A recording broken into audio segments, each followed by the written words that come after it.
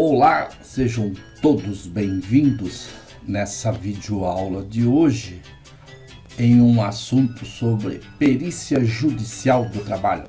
Eu sou o Zeca Berbes, advogado técnico em segurança do trabalho e consultor em segurança do trabalho e meio ambiente. A todos uma boa aula.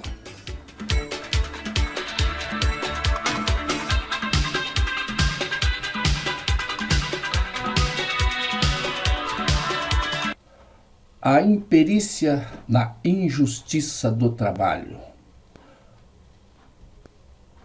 Hoje vamos falar sobre um assunto quando o juiz do trabalho comete erros na condução da perícia e quais as consequências que esses erros cometidos pelo magistrado pode trazer para as partes, para o trabalhador ou para a empresa.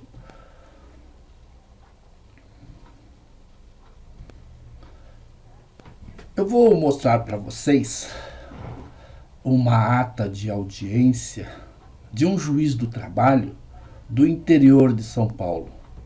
Eu tirei aqui, por uma questão de manter o sigilo, o número do processo, o autor, o réu, a vara do trabalho e, evidentemente, o nome do juiz do trabalho.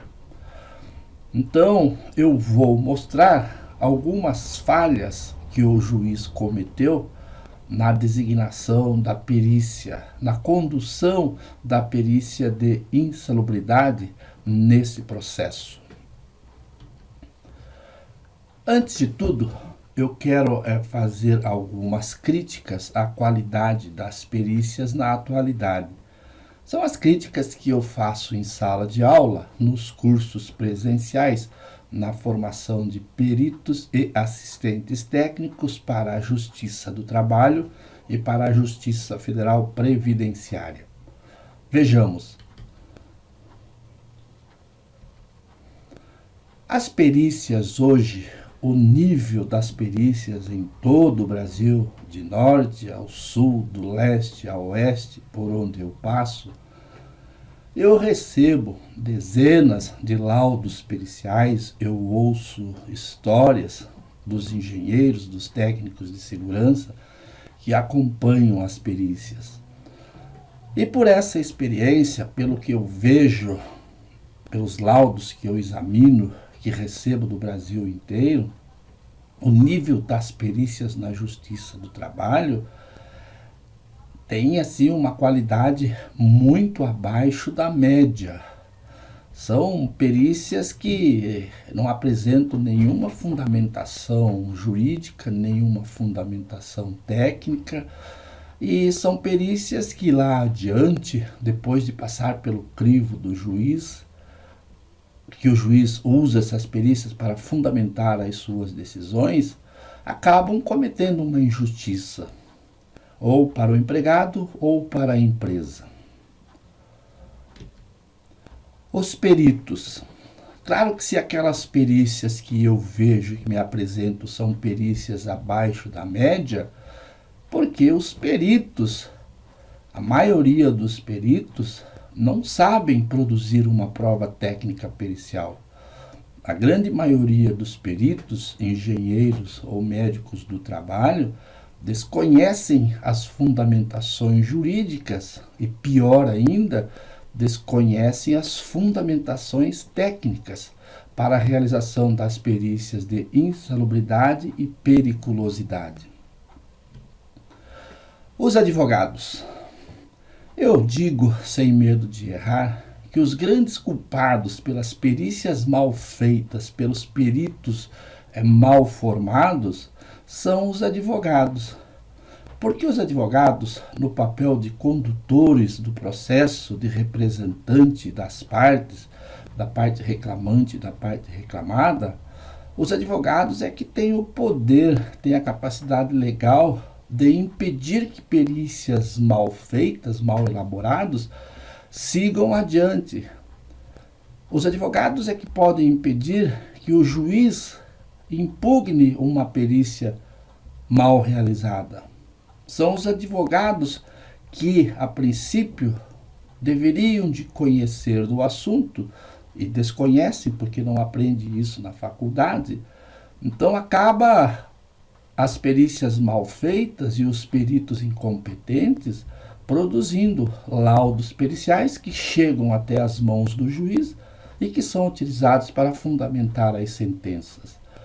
Então eu traço duras críticas aos colegas advogados pelo desconhecimento da matéria.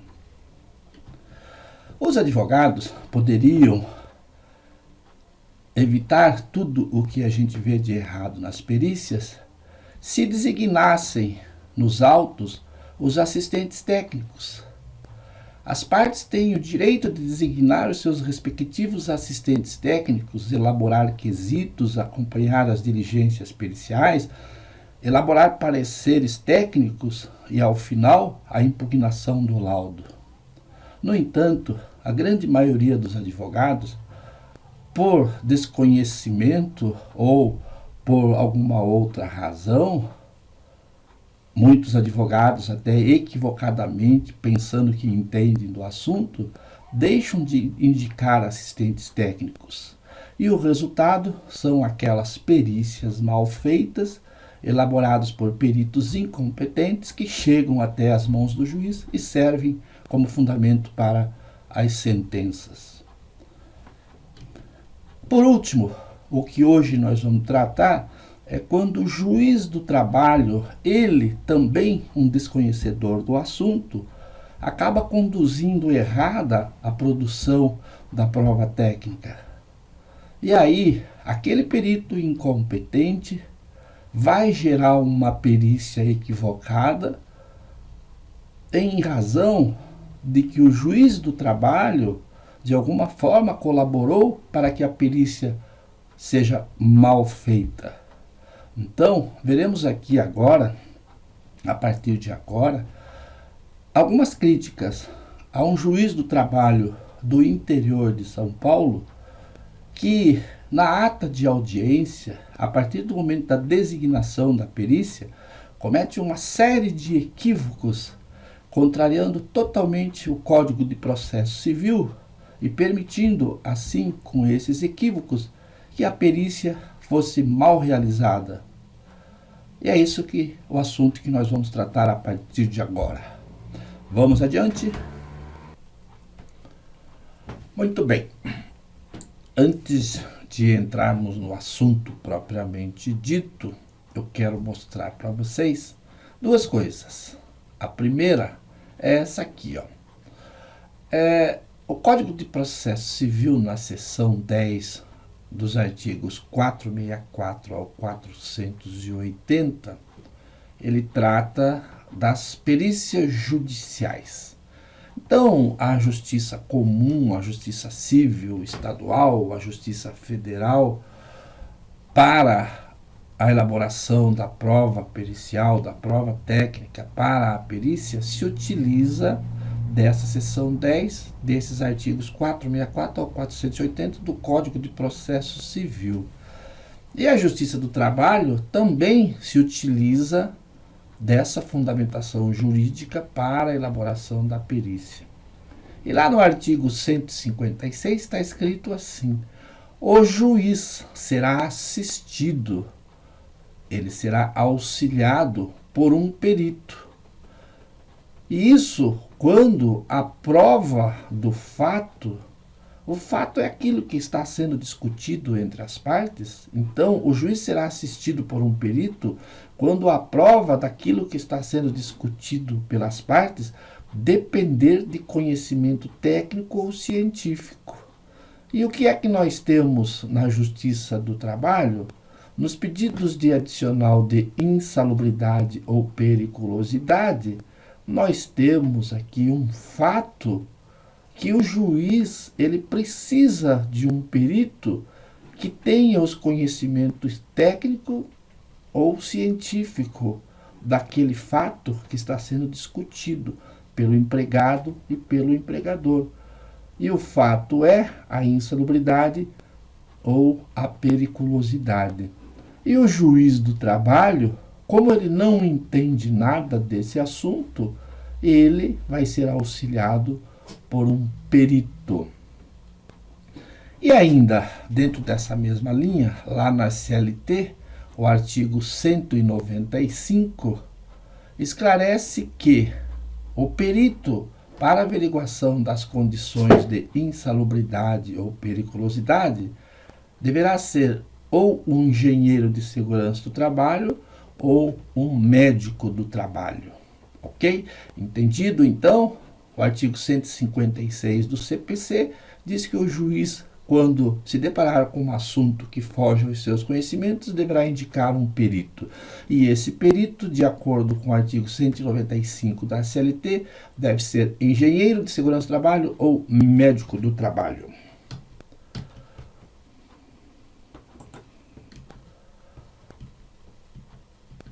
Vamos lá. Outra coisa que eu quero mostrar aqui para vocês agora é o seguinte. Na primeira audiência, lá na Justiça do Trabalho, isso em sala de aula eu mostro numa simulação prática junto com os alunos, na primeira audiência é elaborado uma ata dessa audiência. E nessa primeira audiência, o juiz do trabalho, ele designa a perícia.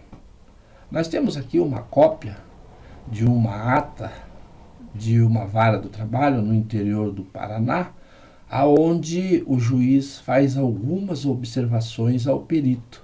Veja aí em vermelho. O juiz diz para o perito: na elaboração do laudo, o perito deverá abster-se. Abster-se significa não deve fazer, está proibido, senhor perito, de responder quesitos e de coletar provas a respeito de fatos relativos ao contrato que independem de conhecimento técnico especializado. Vamos ver mais esmiuçadamente. Aqui, ó. Repetindo, então, senhor perito, na elaboração do laudo, deverá abster-se de responder quesitos e de coletar provas de fatos relativos ao contrato que independem de conhecimento técnico especializado. O juiz manda um recado para o perito e diz assim: eu só quero que você veja somente aqueles assuntos que requerem os seus conhecimentos técnicos especializados. Foi por isso que eu te nomeei. Ok, perito? Então, senhor perito, o senhor não deve responder quesitos e nem coletar provas, a exemplo da duração da jornada de trabalho. Não é atividade do perito mostrar nos autos, ou melhor, no seu laudo, qual era a jornada de trabalho do empregado, que horas ele entrava, que horas ele saía. Isso não é prova técnica. A jornada de trabalho, ela deverá ser comprovada pelas partes, se as partes assim quiserem, através de outros meios de prova. Por exemplo, prova documental, prova testemunhal, depoimento das partes. E aí caberá ao juiz avaliar essas provas e aceitar ou recusar, ou utilizar essas provas para a fundamentação da sua sentença. Então, repetindo, não é atividade do perito responder quesitos ou coletar provas envolvendo a jornada de trabalho. E ainda mais, abstenha-se, senhor perito, de responder quesitos ou coletar provas sobre o fornecimento, fiscalização e uso de equipamentos de proteção. Por quê? Por que não é atividade do perito responder quesitos ou coletar provas sobre isso? Ora, é simples. O fornecimento do EPI, a fiscalização do uso do EPI, não é prova técnica pericial. O fornecimento, a fiscalização, o treinamento são assuntos que as partes, se quiserem, vão comprovar através de outros meios de prova, como, por exemplo, depoimento das partes. O empregado vai dizer que usava ou que não usava os equipamentos, a empresa, o preposto, vai dizer a mesma coisa.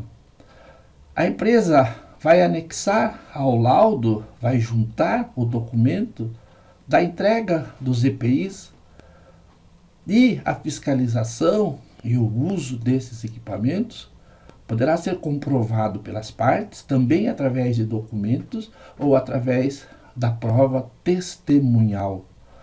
Então, o perito, a atividade pericial, a atividade técnica, não deve se envolver com documentos fornecidos pelas partes. Somente o juiz pode analisar esses documentos e dizer se vale ou não. A fiscalização, o uso dos equipamentos, são provas documentais, são provas testemunhais. E somente o juiz pode ouvir testemunhas, fazer a valoração da prova e aceitar essas provas para o seu convencimento ou a fundamentação da sua sentença lá ao final, dizendo se o empregado tem ou não tem o direito pretendido. Muito bem, então agora nós vamos passar a ata de audiência, essa que foi realizada por um juiz do interior do estado de São Paulo e que está carregada de vícios, carregada de erros cometidos pelo juiz, que com certeza vai comprometer a perícia, vai comprometer a eficácia da perícia. Muito bem, a ata então, ela começa lá em cima, no cabeçalho, com as datas, o nome das partes, o número do processo, né? Como nós vimos na imagem anterior. Escrito então, conciliação rejeitada, não houve acordo entre as partes. A empresa, no momento dessa audiência, ela apresentou a sua defesa. E na defesa, traz ali um volume de documentos que a empresa vai se utilizar para fins de se defender contra aquilo que o empregado alegou. E agora aqui, o que o juiz fez? Deu um prazo de 10 dias para que a empresa ela se manifeste sobre esses documentos juntados pela empresa. Normalmente o juiz pode dar 10 dias, pode dar 5 dias, ou alguns juízes, por incrível que pareça, dão 15, 20 minutos ali no horário da audiência para que o advogado do empregado se manifeste sobre esses documentos. Mas isso é problema dos advogados, né? Esse aqui teve sorte e o juiz deu 10 dias. O que ocorre normalmente é o advogado impugnar todos os documentos juntados pela empresa na sua defesa. Aqueles documentos que são comuns, sempre são juntados. PPRA, LTCAT, PPP, ordens de serviço, fichas de entregas de EPI e tantos outros que quem trabalha na área sabe quais são esses documentos. Continuando a ata, agora, o que o juiz faz? Ele diz assim: em face do pedido de adicional de insalubridade e periculosidade, este juízo determina a realização da perícia técnica, nomeando o perito do juízo, senhor, e aí, obviamente, que eu retirei o nome do perito, né? Então aparece aqui o nome do perito, que deve ser um engenheiro de segurança do trabalho ou um médico do trabalho, de acordo com o artigo 195 da CLT. Muito bem. Continua o juiz aqui. A primeira observação. Ficam cientes as partes que será responsável pelos honorários aquela que sucumbir, ou seja, quem perder a ação paga o perito. Se a empresa perde, a empresa paga. Se o empregado perde, quem paga é o tribunal. Agora aqui tem uma coisa interessante. Olha só. O reclamado ou a reclamada, a empresa, deverá efetuar o depósito de R$ 400 no prazo de 10 dias a título de honorários prévios do senhor perito. Só a título de informação, porque isso aqui é assunto dos advogados, a princípio a empresa não é obrigada a pagar nada para o perito, porque o ônus da prova cabe ao empregado. Então, tem muitas empresas que, R$ 400, valor baixo, o advogado chega para a empresa e diz assim, paga, para não deixar o juiz nervoso, para não deixar o perito nervoso, pague os R$ 400. Mas algumas empresas fazem o contrário, não paga, não deposita. Aí tem que entrar com um recurso apropriado ao Tribunal Regional, dizendo que a empresa não vai pagar porque o ônus da prova é do reclamante. Mas são detalhes jurídicos que os advogados que devem se preocupar com isso, né?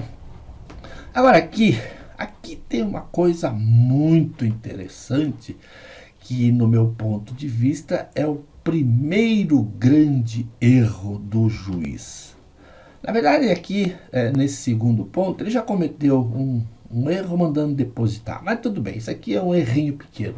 Agora aqui, preclusa a oportunidade das partes apresentarem quesitos e indicarem assistentes técnicos.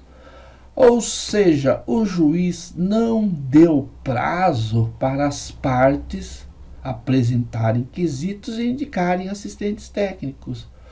Já de imediato, aqui nessa audiência onde o juiz indicou o perito, ele deveria, de acordo com o Código de Processo Civil, dar o prazo para que as partes apresentem quesitos e indicam assistentes técnicos.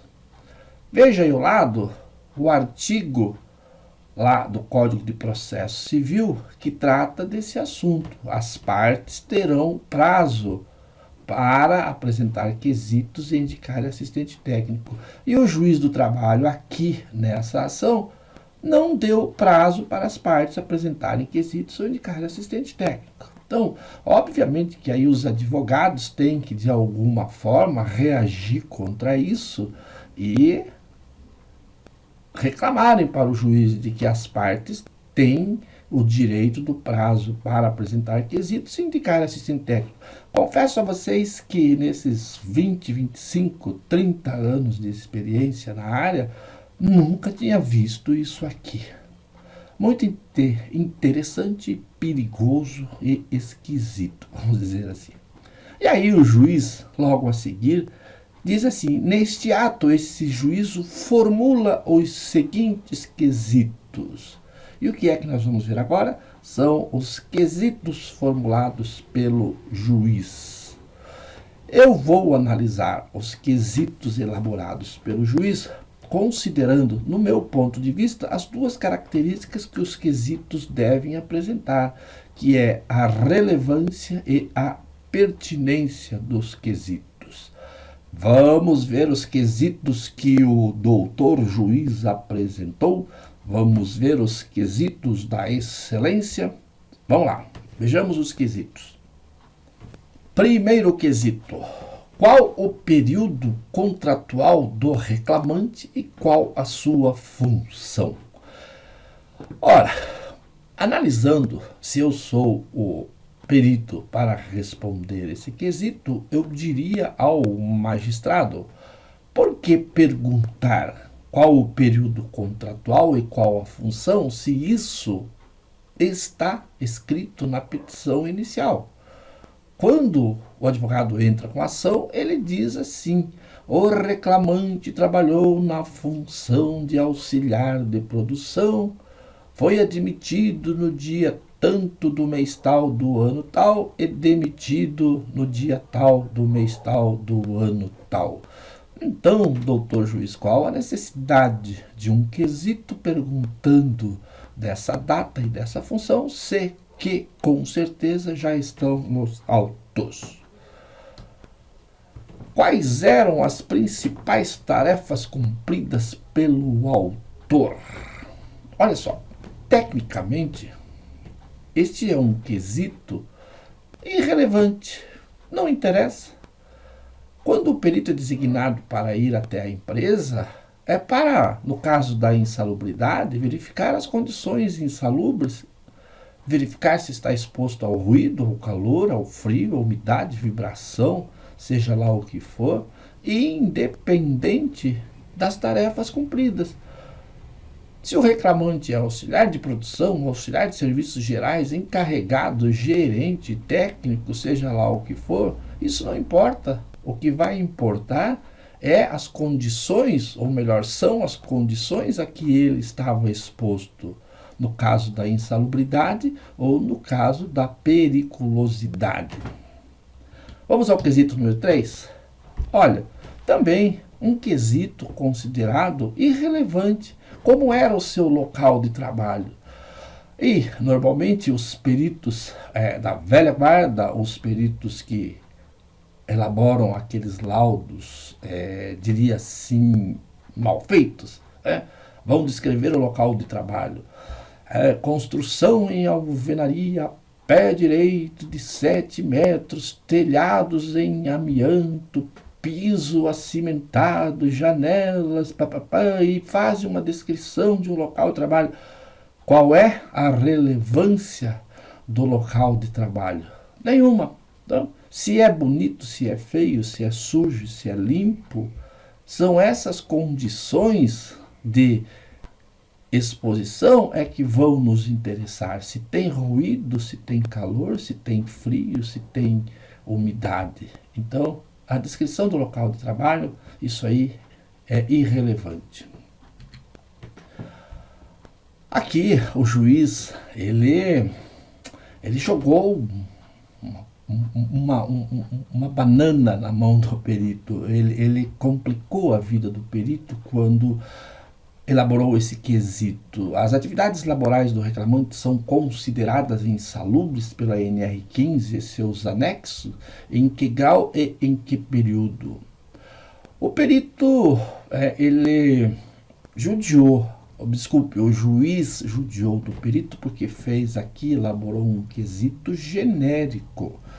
Ora, perguntar se a atividade considerada insalubre pela NR15 e seus anexos, o perito vai ter que analisar todos os 14 anexos da NR15 e em que grau e em que período. A petição inicial nessa ação só pedia a insalubridade pelo ruído e por agentes químicos do anexo 13 da NR15. E agora vem o juiz e elabora um quesito genérico envolvendo todos os riscos.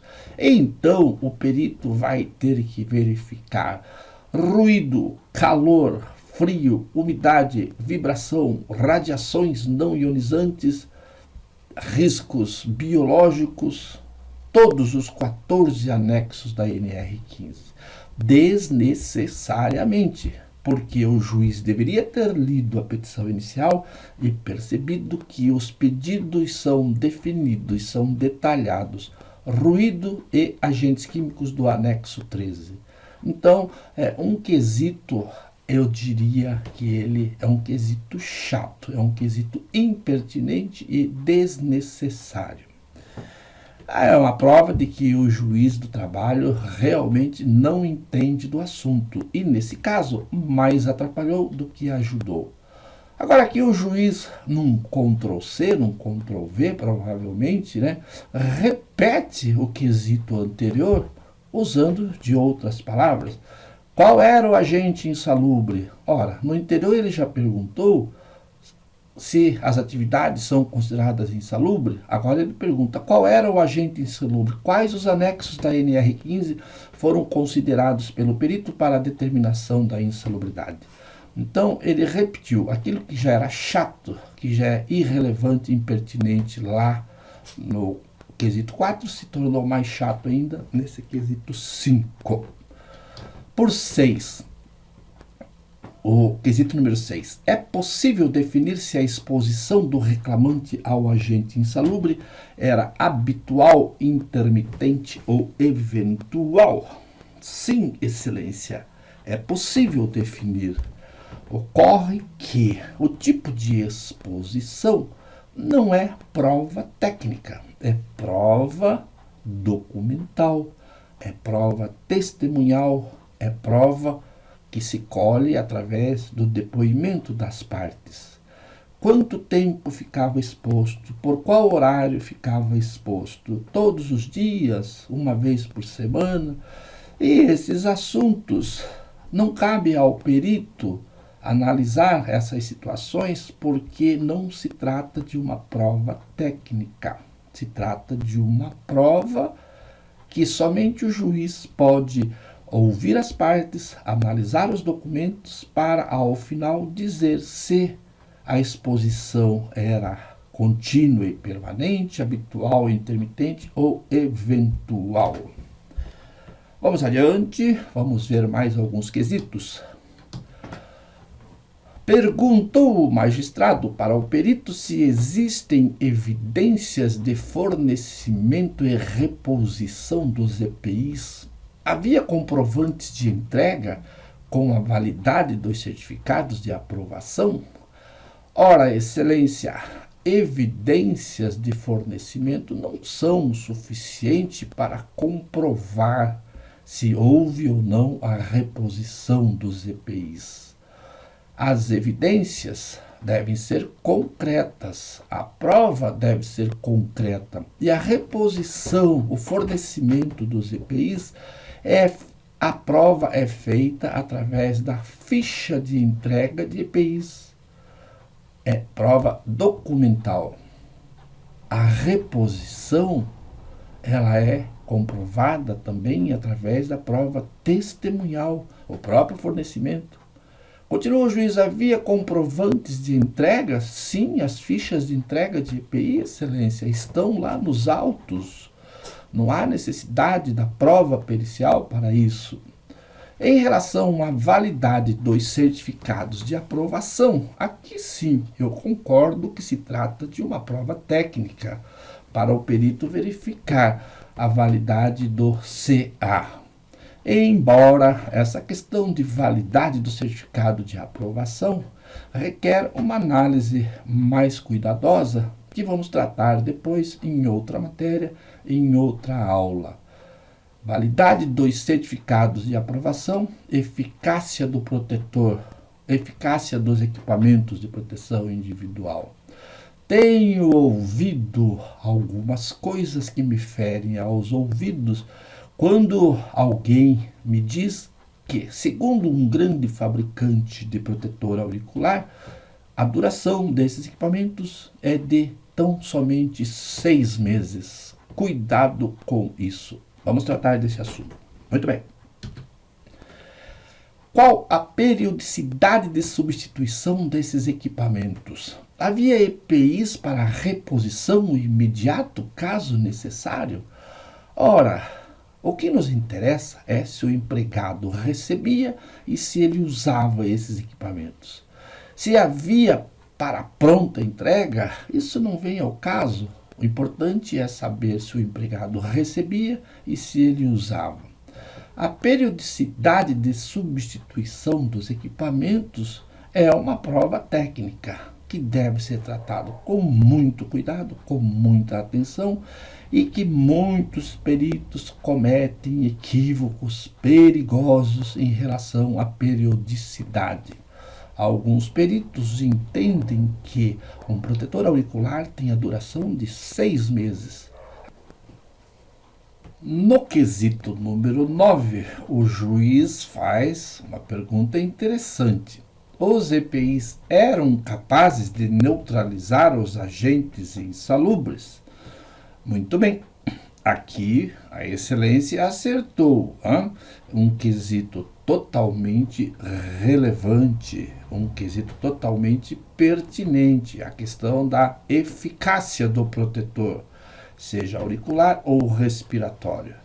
E, nesse sentido, o perito vai ter que fazer as análises técnicas do protetor auricular, no caso do ruído, no protetor respiratório, no caso da exposição a agentes químicos, e informar no seu laudo se Esses EPIs neutralizavam ou eliminavam o agente insalubre nos termos da NR15. Muito bem, parabéns ao juiz, acertou nesse quesito. Vejamos. Quesito número 10. Havia fiscalização sobre o efetivo uso desses equipamentos de proteção? Excelência, erro gravíssimo de vossa parte elaborar esse quesito. A fiscalização do equipamento de proteção não é prova técnica, excelência. É prova de depoimento das partes, é prova documental, é prova testemunhal. E Vossa Excelência deve saber que, de acordo com o princípio do contraditório e da ampla defesa, não cabe ao perito a produção de prova testemunhal. Somente Vossa Excelência pode analisar documentos, pode ouvir testemunhas, fazer a valoração dessas provas para o seu convencimento. Então, repetindo, a fiscalização do uso dos equipamentos de proteção individual não é prova técnica. Vossa Excelência não precisa de um perito. Nos termos do artigo 156, tem-se aqui um assunto que Vossa Excelência entende muito mais do que o perito, a valoração da prova documental e da prova testemunhal. Então, lembre-se, lá embaixo nós temos em vermelho as orientações, as advertências que um juiz lá do Paraná fez ao perito. Abstenha-se de responder quesitos e de coletar provas a respeito de fatos relativos ao contrato que independem de conhecimento técnico especializado, a exemplo da duração da jornada de trabalho ou então do fornecimento, fiscalização e uso dos EPIs. Muito bem. 11. O reclamante recebeu treinamento adequado para os usos do EPI? Na mesma esteira do quesito anterior, não é prova técnica, não cabe ao perito fazer a avaliação desse quesito. O quesito número 12.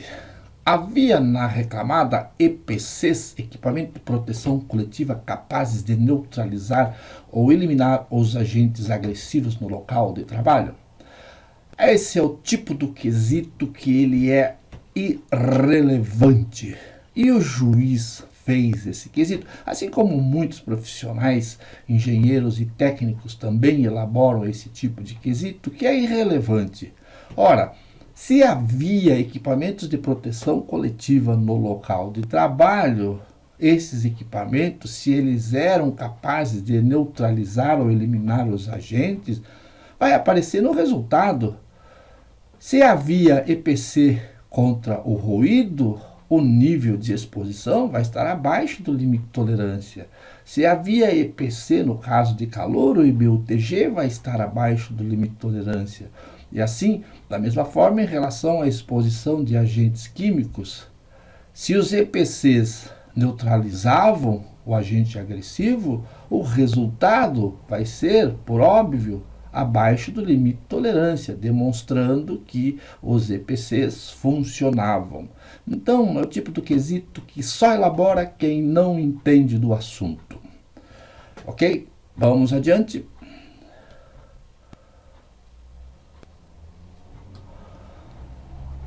Aqui, o juiz continua dizendo que facultam-se as partes e seus advogados acompanharem a diligência pericial. Isso significa que as partes não são obrigadas, principalmente o empregado, não é obrigado a comparecer nas diligências periciais. É um direito. Agora, aqui vem o segundo grande pecado de Vossa Excelência. Diz o juiz no seu despacho, lá na audiência inicial: A reclamada se compromete a, no momento da perícia, estar em pleno funcionamento, sob pena de presumirem-se verdadeiras as informações ventiladas na inicial.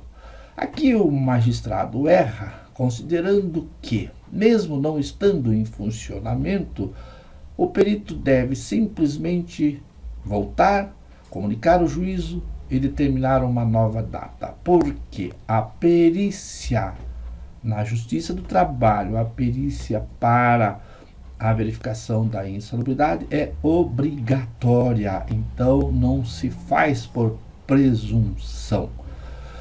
Aí continua, deverá ainda entregar ao senhor expert até a data da perícia os seguintes documentos: PPP, PPRA, ficha de EPI do reclamante e documento que comprove eventual treinamento, procedimento e advertência na parte de segurança, sob pena de preclusão. Ora, excelência, esses documentos, PPP, PPRA, ficha de EPI, qualquer e todos os outros documentos, quando juntados pela defesa, via de regra, normalmente o advogado do empregado impugna esses documentos. Esses documentos são produzidos unilateralmente pela parte reclamada e não podem servir de provas.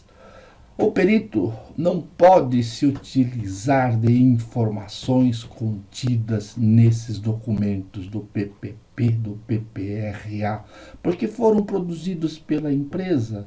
E o advogado do empregado impugnou esses documentos, ou impugna sempre, exatamente porque são documentos produzidos pela empresa e não se tem aí a garantia de que são verdadeiros esses documentos.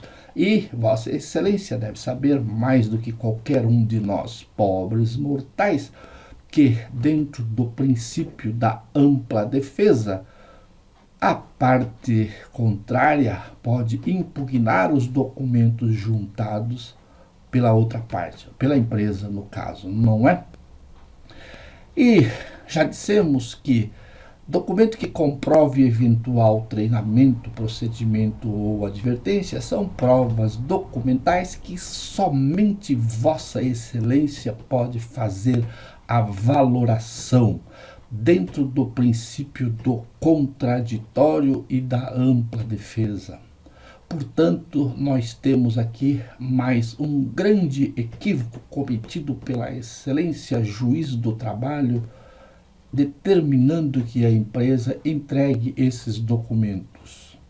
Eu tenho um outro exemplo que sempre mostro em sala de aula, aonde um juiz do trabalho, ele informa, ele orienta, ele esclarece ao perito, dizendo assim: senhor perito, não use de documentos entregue pelas partes.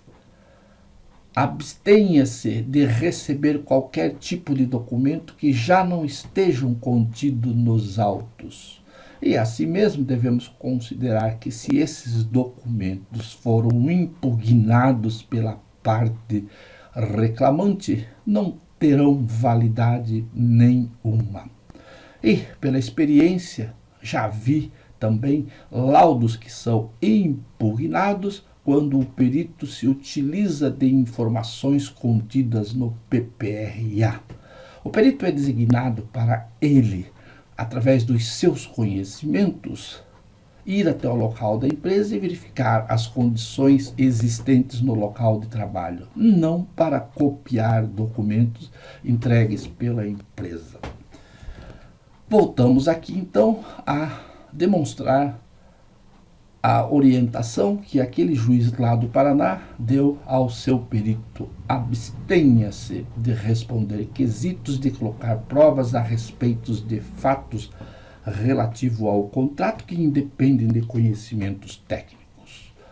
Ok, muito bem, vamos adiante. Aqui agora o juiz dá um prazo para o perito entregar o laudo.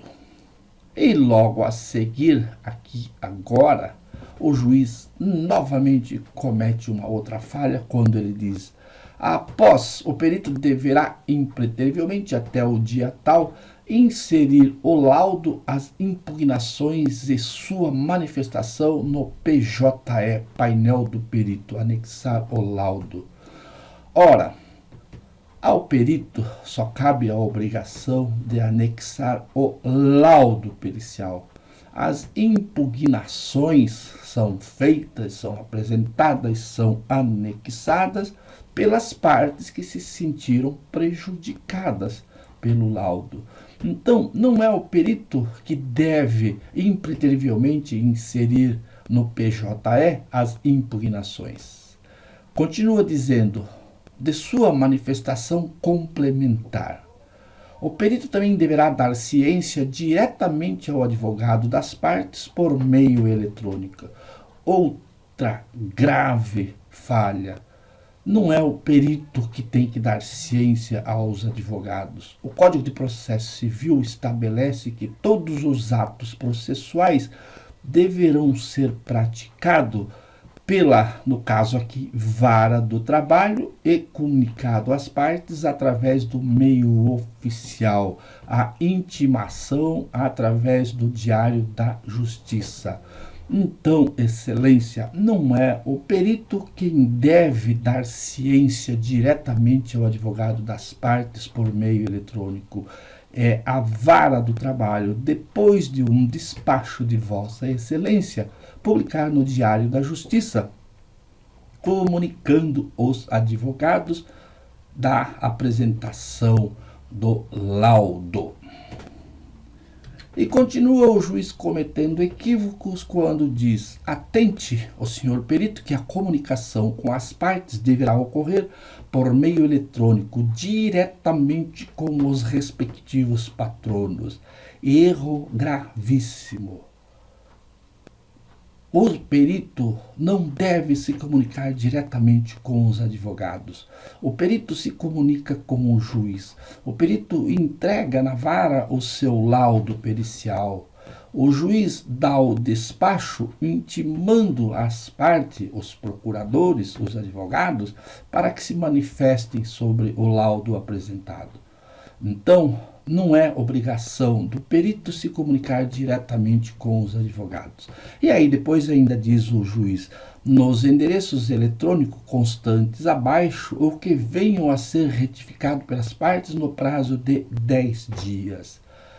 Então, Vossa Excelência sabe que, pelo que dispõe o Código de Processo Civil, as partes deverão ser comunicadas de todos os atos processuais através de intimações feitas por Vossa Excelência através do Diário da Justiça. É assim que deve se proceder. Jamais o perito se reportar diretamente aos advogados. Então, é lamentável aqui no caso que um juiz do trabalho atropele o Código de Processo Civil e coloque toda uma obrigação nas mãos do perito, fazendo com que o perito mantenha contato direto com os advogados.